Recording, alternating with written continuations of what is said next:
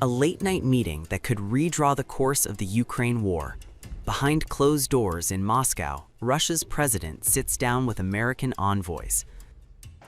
The talks are described by the Kremlin as substantive, constructive, and very frank. And they come as diplomatic momentum suddenly accelerates under President Donald Trump. Kremlin foreign policy aide Yuri Ushakov says the Americans arrived well prepared. He says the United States had done significant groundwork on security discussions. The Kremlin says there is hope these talks could now lead to a settlement being found. That language is carefully chosen and rarely used. According to Ushakov, the talks are not ending in Moscow. The next step is already agreed: three-way security negotiations involving Russia, the United States, and Ukraine. Those talks are set to take place in Abu Dhabi later on Friday. The Kremlin says the U.S. envoys shared their assessment of President Trump's recent meeting with Ukrainian President Vladimir Zelensky. The talks lasted approximately 4 hours and were exceptionally substantive, constructive, and I would say extremely frank and trusting. The interlocutors, as is well known, had arrived from Davos, where literally before their flight to Moscow they had participated in a series of events with their president, Donald Trump, including those related to the Ukrainian settlement. Своим президентом Дональдом Трампом, в том числе в тех, которые касались украинского урегулирования. Сейчас 4 часа 15 минут. It is now 4:15 in the morning, and it's just the right time to inform you about the negotiations that took place yesterday and today in the Kremlin. This year, a meeting was held between the President of Russia, Vladimir Vladimirovich Putin, and the Special Representative of the U.S. President, Steve Witkoff, along with Jared Kushner and Josh Grunbaum. The latter participant is a senior advisor to the White House, a specialist in economic affairs, who joined the American team for the first time. The negotiations lasted about 4 hours and were exceptionally supportive, constructive, I would say extremely frank and trusting. The interlocutors reportedly came from Davos, where they participated in a series of events with their president, Donald Trump, up until the summer. In Moscow, including those concerning the Ukrainian settlement. They shared firsthand their impressions and fresh assessments of the U.S. President's meeting in Davos with Zelensky, at which both Witkoff and Kushner were personally present. They also assessed other contacts that took place in December and January at Mar-a-Lago in Florida and in several European capitals. Overall, I would say that the meeting of the President of Russia with the American representatives was specially focused on obtaining information from the results of the Americans' contacts with Ukrainians and European partners, and together the two sides aimed to determine the parameters of further actions. The next step in this direction was agreed upon. It was agreed that today, that is Friday, January 23rd, the first meeting of the Trilateral Working Group on Security Issues will be held in Abu Dhabi. Trilateral working groups mean representatives from Russia, the USA, and Ukraine. Additionally, in Abu Dhabi, leaders of the Bilateral Economic Affairs Group will meet.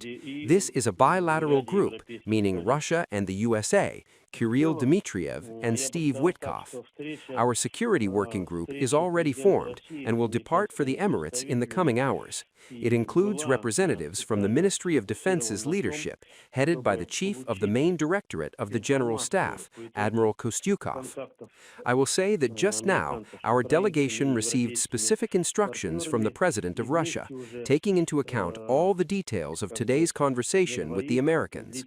The main thing established during these negotiations between our President and the Americans was once again confirmed that without resolving the territorial issue as agreed in Anchorage, the point is that all statements today speak about the greatest disorder on the battlefield, where the Russian armed forces have a strategic initiative.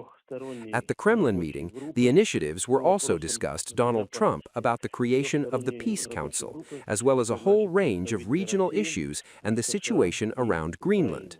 during the exchange of views on the Peace Council, our preparedness to allocate $1 billion from the previously frozen Russian assets, frozen by the former U.S. administration, to this structure's budget was emphasized. Other funds from our frozen U.S. reserves could be directed towards the restoration of territories affected by combat actions after a peace treaty between Russia and Ukraine is concluded. The discussion on this topic will continue in the bilateral economic group. I would especially like to note that the issues of further development of bilateral Russian-American relations were discussed conceptually, based on the enormous potential for cooperation between our countries in various fields. The American representatives are already drafting certain plans that could be implemented after the Ukrainian conflict is settled. Returning to today's meeting of the Security Working Group, the Americans, it should be recognized, did a lot to prepare for it, and they hope this meeting is successful and opens up prospects for progress on all issues related to ending the conflict and reaching an agreement on peaceful resolution.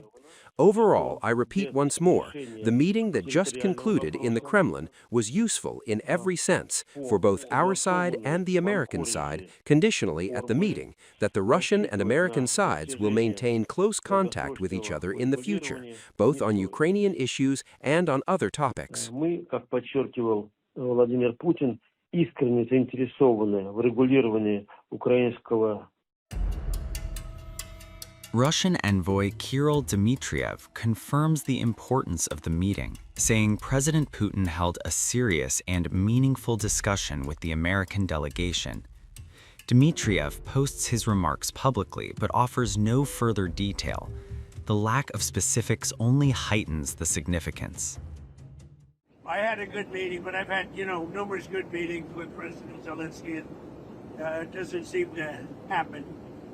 It's funny, I put out a 35-year war in a day, a 32-year war in 2 days, and other wars, the worst was like 4 days. And this one goes on and on forever, and actually they may have been more complex. And they'll make concessions. Everybody's making concessions to get it done. Europe is going to be a part of it. It's going to be a part of it. It's more for Europe than for me. I'm doing this more for Europe than for me. I'm doing it to save lives, number one. I'm doing it secondarily for Europe. I'm not doing it so much for the U.S. It doesn't affect us very much. Other than the loss of lives, we're not affected by this deal. It's thousands of miles away. We're separated by an ocean. But I have an ability to get things done like this, and we'll see if I can get it done. It would never have gotten done. I thought Putin wanted the whole thing. Maybe he does, but he's not gonna be going there unless we don't make a deal. But we had a good meeting today with President Zelensky. I think a very good meeting. And what's happened here is there were times when Putin didn't want to make a deal, times when Zelensky didn't want to make a deal, and it was like opposite times. Now I think they both want to make a deal, but we'll find out.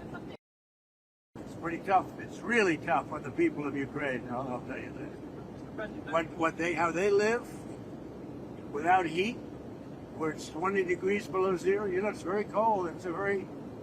That's a colder climate for the most part than Canada, and they live without heat. I asked them, how do they do that? And he gave me an answer. It's pretty amazing what they do to live. There's no way to live.